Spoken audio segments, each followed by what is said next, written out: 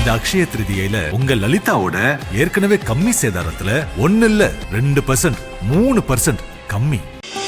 ஆச்சி பாதாம் ட்ரிங்க். ஆச்சி பாதாம் ட்ரிங்க் ஒன்னு வாங்கினா ஒன்னு ஃப்ரீ.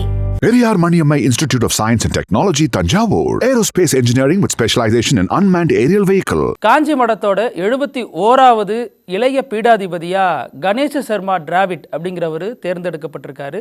இவர் அடிப்படையில் ஆந்திர மாநிலம் அன்னூரை சேர்ந்தவர் அப்படின்னு சொல்லப்பட்டாலும் பூர்வீகம் அப்படிங்கிறது கும்பகோணம் பக்கத்தில் இருக்க வலங்கிமானை சேர்ந்தவராக இருக்கிறதாக தான் தகவல் சொல்லப்படுது.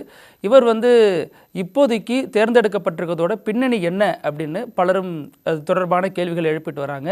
இது கிட்டத்தட்ட பல ஆண்டுகளாக இளைய பீடாதிபதிக்கான தேர்வுங்கிறது நடத்தப்படாமல் இருந்த நேரத்தில் இப்போ வந்திருக்கிறது அப்படிங்கிறது ஒரு பிரச்சனை, காஞ்சி மடத்தினுடைய சொத்து பிரச்சனை காரணமாகவும் இருக்கலாம் அப்படின்னு தகவல் சொல்லப்படுது. இதுல நம்ம நக்கீரன் ராங்கால்ல வந்த தகவல் படி ஆடிட்டர் குருமூர்த்திக்கு குஜராத்தை சேர்ந்த வேறு ஒரு நபரை இளைய பீடாதிபதியா கொண்டு வரணும் அப்படின்னு ஒரு தகவல் சொல்லப்படுது.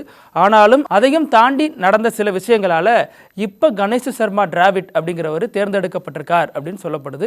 அடிப்படையில் இவர் 6 வயசுலேயே ரிக்வேதம் போன்ற பல வேதங்களை கற்று தேர்ந்தவர் அப்படின்னு சொல்லப்படுது. அது மட்டும் இல்லாமல் திருப்பதியில் இது மாதிரி பல இடங்களில் ஜெயேந்திரரை தொடர்பு கொண்டதன் மூலமாக இவருக்கு இந்த மடத்தினோட ஒரு நெருக்கம் ஏற்பட்டுச்சு. அதை நீட்சியாக தான் இவர் அடுத்த பீடாதிபதியாக அறிமுகப்படுத்தப்பட்டிருக்கார் அப்படின்னு சொல்லப்படுது.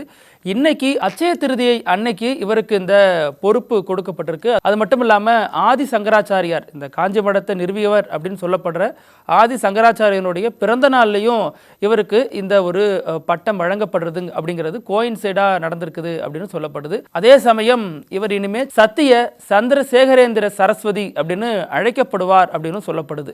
இவருடைய படிப்பு பாண்டித்யம் காரணமாக இந்த பதவி, இந்த பொறுப்பு கொடுக்கப்பட்டிருக்கு அப்படின்னு சொல்லப்பட்டாலும் கல்வி அடிப்படையில் 10வது வரை படித்திருக்கிறார் அப்படிங்கிற தகவல் தான் பல இடங்களில் கிடைக்குது.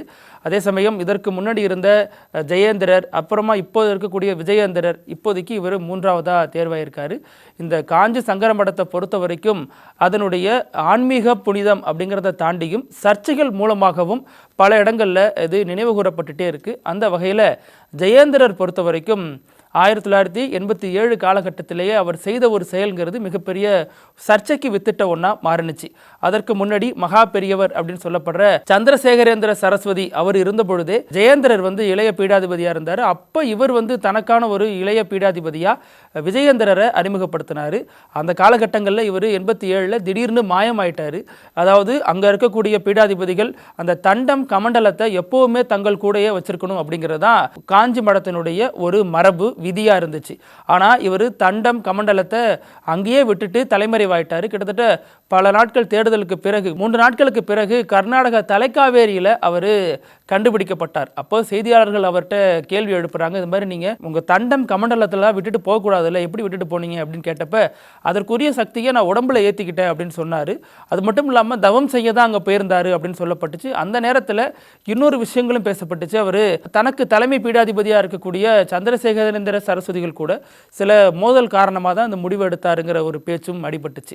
அதற்கு முன்னாடி காங்கிரஸ் ஆட்சி காலத்திலிருந்து பலரும் அந்த காஞ்சி பீடாதிபதிக்கு வந்துட்டு போனாலும் பாஜக ஆட்சி பொறுப்புக்கு வந்ததுக்கப்புறம் அந்த ஒரு அரசு சார்ந்த அதிகாரிகள், அரசு சார்ந்த எம்பிக்கள், அமைச்சர்கள்னு பலரும் வர்றது ரொம்ப வாடிக்கையாக இயல்பான ஒன்றா மாறி போணுச்சு. அதனால் காஞ்சி சங்கர மடம்ங்கிறது தேசிய அளவில், தேசிய அரசியலில் பெரிய ஒரு வலுவான செல்வாக்கு செலுத்துகிற இடமா மாறி போணுச்சு. என்னதான் இவர் கர்நாடகா தலைக்காவேரி போய் தவம் பண்ணாலும் மீண்டும் ஜெயேந்திரர் தனது பொறுப்பை ஏற்றுக்கொண்டார். அதன் அடிப்படையில் பார்த்தோம் அப்படின்னா 2001, 2006 இந்த காலகட்டம் அதிமுக தமிழகத்தில் ஆட்சியில் இருந்த காலகட்டம்.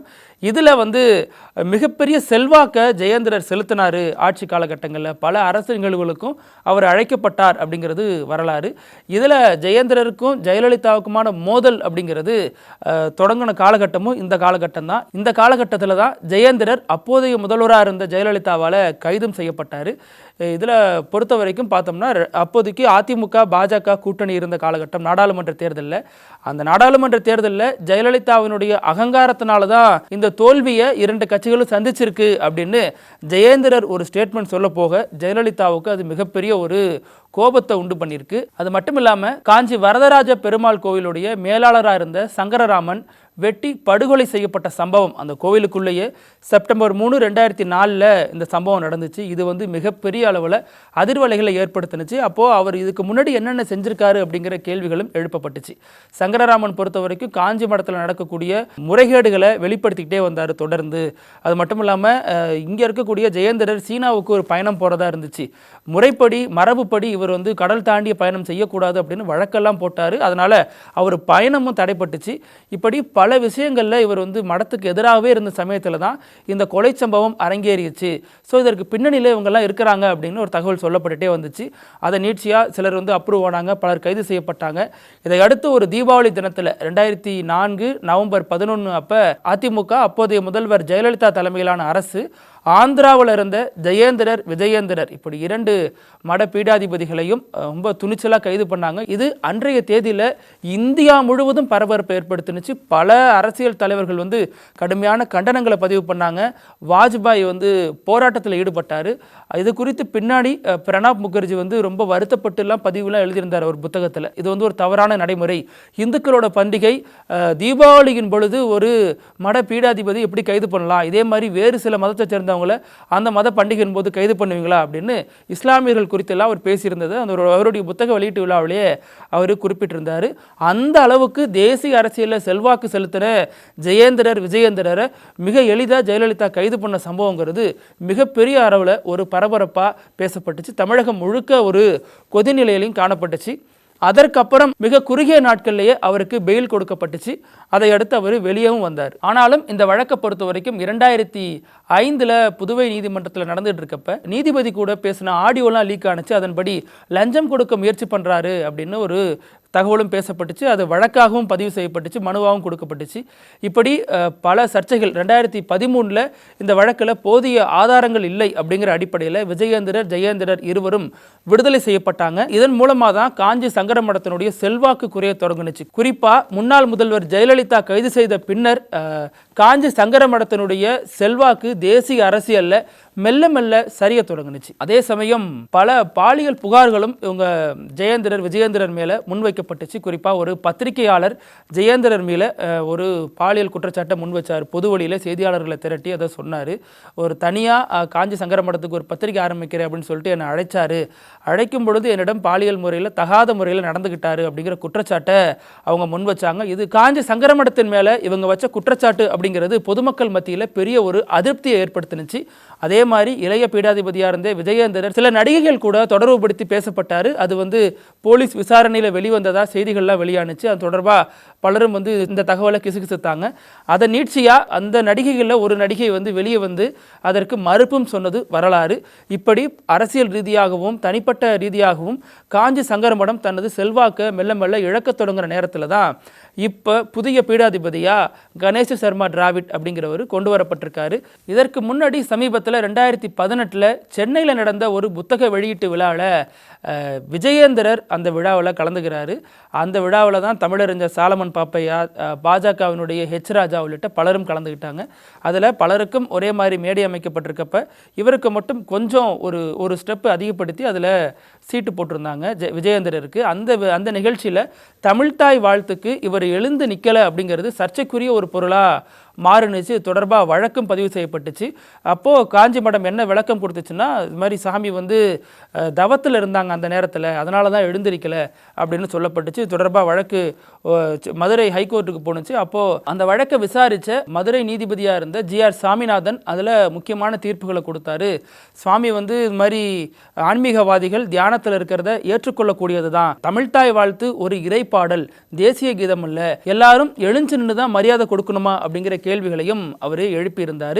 இதன் மூலமாக அந்த வழக்கு முடித்து வைக்கப்பட்டது. இருந்தாலும் இப்படி வந்து தமிழ்தாய் வாழ்த்துக்கு இவர் மரியாதை தரலை அப்படிங்கிறது கடுமையாக திராவிட இயக்கங்கள் விமர்சிக்க தொடங்குனுச்சு. எப்படின்னா, இதற்கு முன்னாடி இருந்த மகா பெரியவர் அழைக்கப்பட்ட சந்திரசேகரேந்திர சரஸ்வதி தமிழை நீசபாசன்லாம் சொல்லியிருக்காரு, அதனுடைய நீட்சியாக தான் இதை பார்க்கணும் அப்படிங்கிற வகையில் கடுமையான கண்டனங்கள் இந்த சம்பவத்துக்கு குவிய தொடங்குனுச்சு.